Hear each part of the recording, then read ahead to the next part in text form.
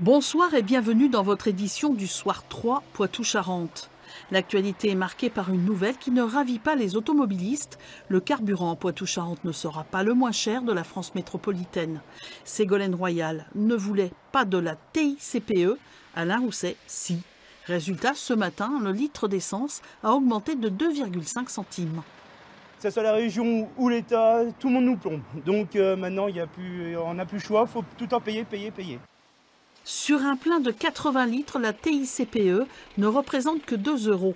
Cette taxe devrait rapporter chaque année 24 millions à la région. À partir d'aujourd'hui, les sacs plastiques sont interdits, un coup dur pour l'activité.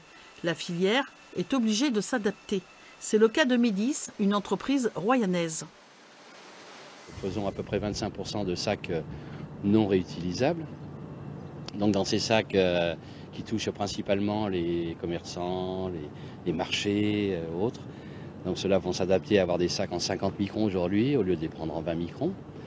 Donc il y a eu une adaptation un peu difficile puisque nous avons subi à peu près 3-4 mois de baisse d'activité très importante. Pour développer son offre de sacs et les rendre réutilisables, ce fabricant a augmenté l'épaisseur de ses produits. 100% recyclable, à condition d'être trié, le sac plastique, quelle que soit sa composition, il est toujours aussi polluant. Lancé chaque année début juillet, le Festival international du film de La Rochelle est un lieu de découverte. L'occasion de rendre un hommage aux grands réalisateurs et de mettre en lumière le cinéma contemporain. Les membres de l'organisation du festival et les bénévoles s'activent dans les allées de la coursive. L'objectif, préparer au mieux l'ouverture de l'événement qui se veut plus sélectif, à l'affiche des films grand public mais aussi des palmes d'or, comme le dernier film de Ken Loach, primé à Cannes, Moi, Daniel Blake. Et la nouveauté cette année ? Nous avons décidé de nous intéresser à un aspect particulier qui est le film d'animation documentaire.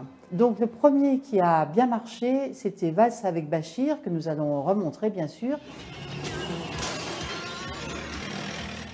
Persépolis aussi. T'as vu une révolution et une guerre. Ah ouais?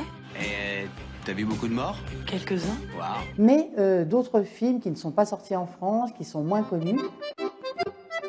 Il ne faut pas oublier non plus l'hommage rendu aux grands réalisateurs disparus qui ont marqué l'histoire du cinéma. Petite particularité, des œuvres restaurées qui bénéficient d'une seconde vie. La Talente en particulier a fait l'objet d'un remontage, d'une restauration. Et nous montrons aussi des films anciens qui viennent d'être restaurés. Et donc ce sont un petit peu comme les films nouveaux, des avant-premières. Parce que c'est des films qui n'ont pas été vus depuis longtemps, qu'on peut redécouvrir tels qu'ils étaient quand ils venaient d'être faits, et qui vont faire l'objet d'une nouvelle sortie dans les salles de cinéma.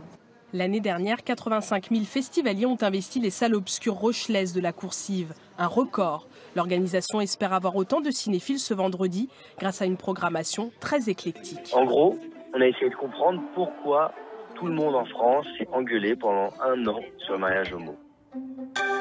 Les Charentais sous les bombes racontent le quotidien en Charente pendant la Seconde Guerre mondiale avec de nombreux objets. En tout 5 espaces pour expliquer la montée du nazisme, la résistance ou encore l'occupation allemande.